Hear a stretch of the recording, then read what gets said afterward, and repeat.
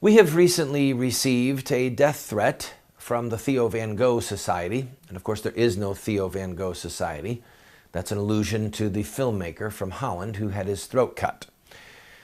My friend, Dr. Alan Keyes, former ambassador, presidential candidate, he graciously put together a video asking people to help us. And I'm going to play a portion of that video for you now. Hi, I'm Alan Keyes. I'm here to talk to you today on behalf of my good friend, Randall Terry. We know that we're living in a world in which fanatical terrorist groups like ISIS, proclaiming that they act in the name of some divine authority, have been beheading and otherwise inflicting brutal atrocity and suffering upon Christians, especially in the Middle East, but indeed throughout the world. In this era of persecution, it's not at all surprising that people who have for a long time been the champions of God's will for innocent life, who have stood in defense of innocent life in the womb and on behalf of the understanding of God-endowed unalienable right that calls upon all of us to act in justice to stop the slaughter of innocent people. That champion is now coming under threat, just as innocent Christians prayerfully going about the business of God are coming under threat throughout the world. He has received circumstantial threats, including recent ones that are particularly pointed and that make it clear that if he continues to speak truthfully about the nature of the threat and the nature of the evil understanding that animates the threat against Christian people throughout the world, that he and his family are now targeted for death. According to those who are sending the threats, this is the will of God, and they cite passages from the Quran to support their view. This is the kind of threat that a responsible person can't ignore. Randall Terry has shown great courage in the course of many years against threats of force, even the intimidation intended by the wrongful use of what claims to be legal force against those who have stood in defense of innocent life. He has many times been arrested, many times been imprisoned, many times taken the path of what is called civil disobedience, though it's really the highest form of civility in obedience to God. He has taken that path many times. His courage cannot be in doubt. But he also, like all of us, bears responsibility for his young ones, like the child who has been suffering from a terrible ailment, and he's been struggling for the past several years to help him deal with it, standing in defense of God's life for his loved ones.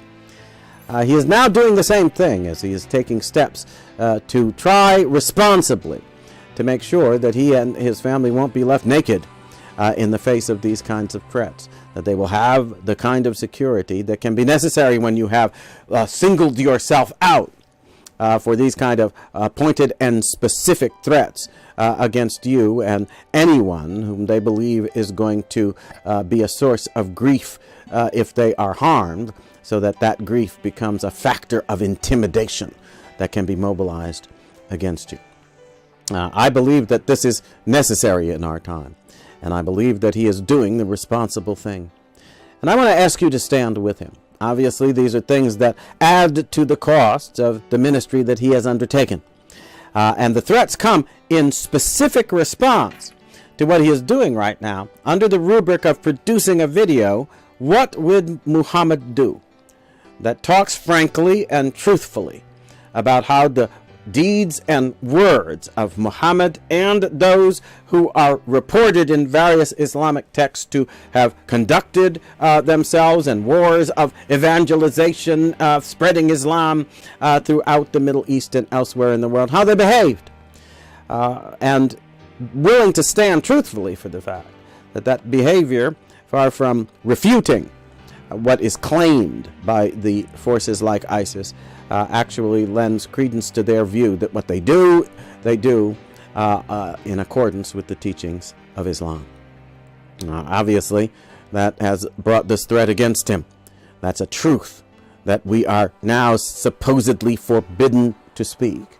and they mean to back up their threats with violence, just as they are backing up the general threat that if you do not convert to Islam, you will be destroyed, with violence that until recently would have been almost beyond imagining. Thank you so much, Dr. Keys. Friend, I ask you, please, if you can help us, go to the GoFundMe website, gofundme.com/Randall Terry.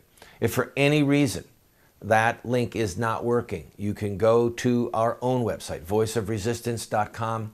We have set up a special page there, and the money that you give will go towards security and towards helping us finish these projects. I'll be right back, and when I come back, I'm going to talk to you about why we're doing this. It's important that you understand.